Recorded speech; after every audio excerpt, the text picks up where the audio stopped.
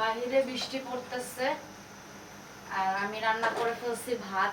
তো আমার জামাই বলতেছে যে খিচুড়ি করে ফেলতে, এই জন্য ডাল রান্না করে এখন ভাতগুলাই দিয়ে দিচ্ছি, দিয়ে খিচুড়ি করতেছি।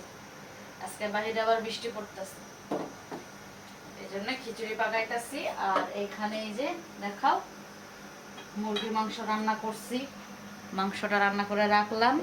আর ভাত করছিলাম, সাদা ভাত, কিন্তু তাদের ইচ্ছা হয়েছে এখন খিচুড়ি খাবে বৃষ্টি, যার কারণে আমি ডালটাকে আলাদা রান্না করে তারপরে এই তো ভাতটাই মিক্স করে, ভাতটা একদম ধোঁয়া উঠতেছে, নামাইছি একটু আগে।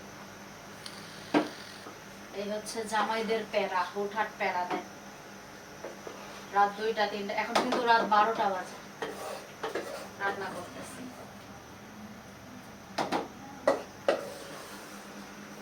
আমার ভাতটা হয়ে গেছে, এখন আবার তাদের খিচুড়ি খাওয়া লাগবে, এই জন্য আবার খিচুড়িও করতেছি।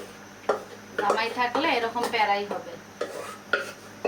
যারা বিয়ে করে নাই ভাবতেছে বিয়ে করবে, বিয়ের সময় বিয়ের পর না জানি কি সুখ, এই অবস্থা হবে বিয়ের পরে।